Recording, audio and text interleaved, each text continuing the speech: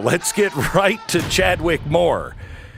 Chadwick is the author of Tucker, the new book that is out. Welcome, Chadwick. How are you, sir? I'm doing very well, thank you. Thank you so much for inviting me on. You bet, you bet. So let's talk a little bit about how this came about, the biography. Sure. We began early last spring in 2022.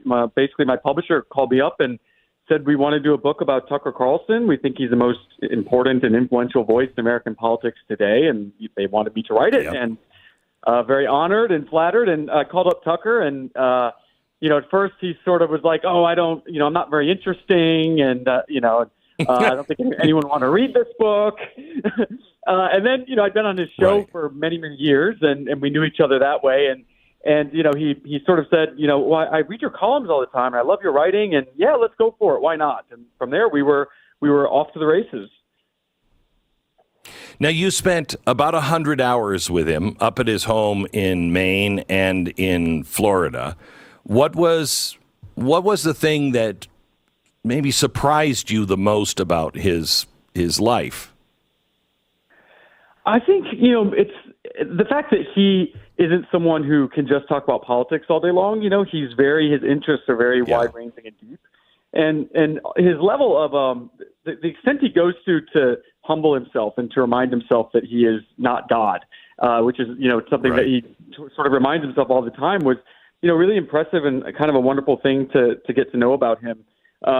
He's someone who he's very spiritual without having overt theocratic language and theology taught to him. Mm-hmm. But he's very spiritual, and he does really see the current political paradigm as good versus evil, which I think sort of frightens a lot of people in mainstream conservatism. So he is he's going through a spiritual awakening that, unlike I've seen very often. He's reading the Bible every day. He is praying about it every day. And like you said, there's no dogma behind it. He is just going through an awakening. Were you around for that? Because I think that's relatively new. Yeah, it does seem relatively new. He was raised Episcopalian, which he sort of says, he's not even sure if that's a Christian religion anymore with the direction that the church has gone.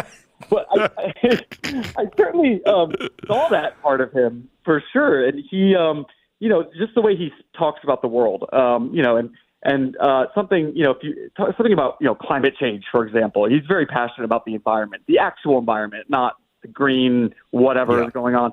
But the way he would speak of the environment and basically man's feebleness when it comes to something like controlling the weather, which can extend into, man's feebleness really in controlling many things in the world. There was a very spiritual language and motivation behind that and the way that he is now seeing the world. And I certainly got to see that and to write about it. You were there when he left Fox. And Tucker and I have talked about it, that I think it's very interesting. In the end, with me, one of the things that Fox was very clear about was stop talking about God. And at the end with Tucker, he is talking more and more about what's happening in spiritual terms. And I know that drives Murdoch crazy. Do you think that played a role in his exit? So there was plenty of speculation about that. It may have been one of the many reasons why they wanted to get rid of him.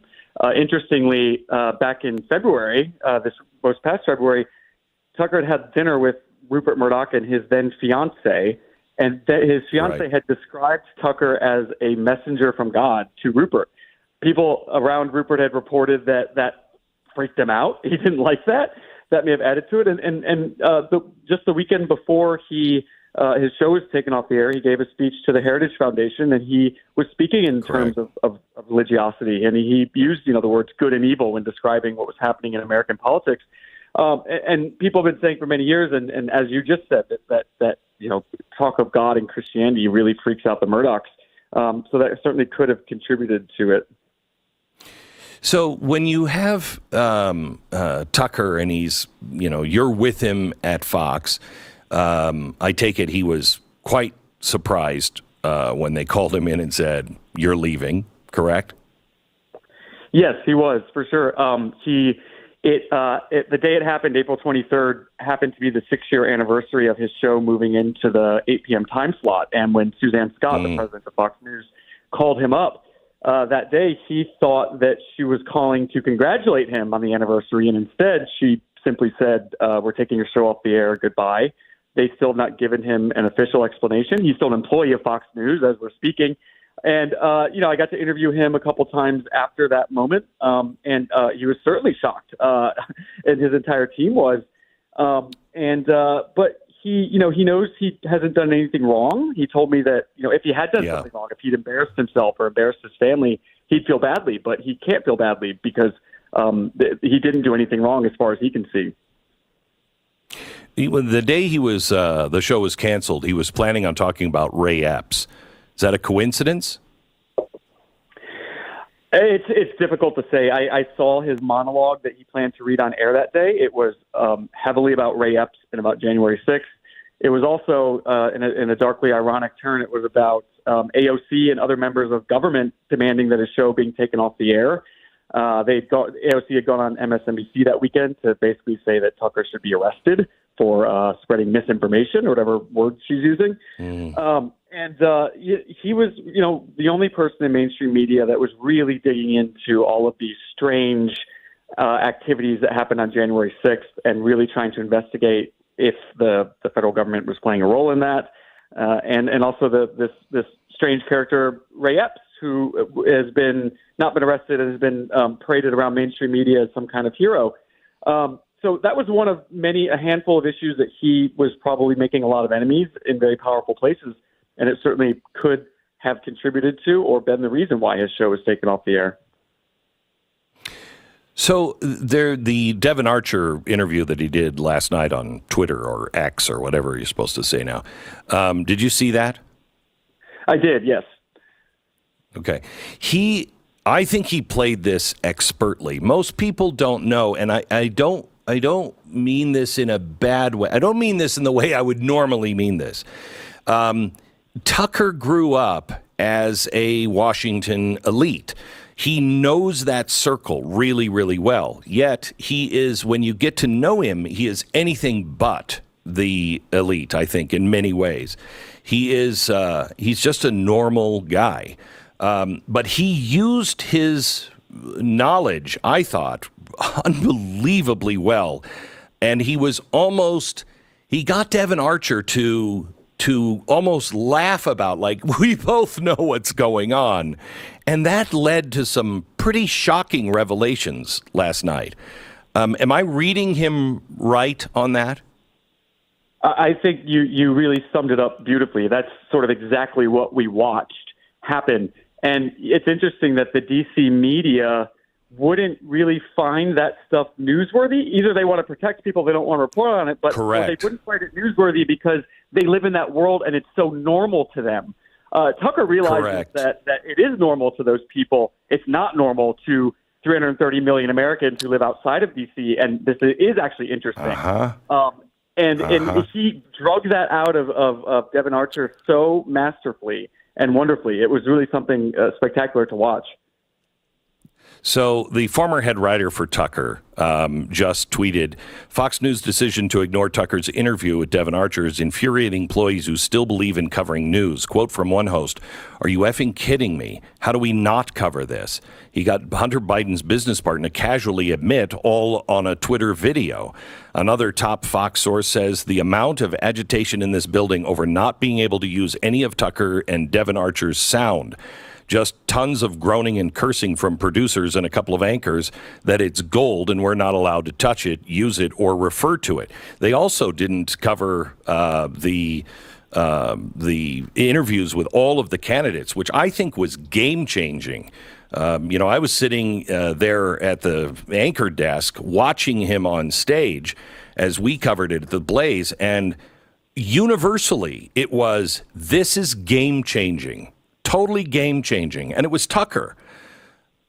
what is happening at Fox? Is there more? There's speculation that he did a interview with Trump that they never aired, that he had other things from January 6th that they never allowed aired. Is any of that true? That Blaze Media Summit from Iowa was such amazing television or broadcasting, whatever we're calling it, on the internet.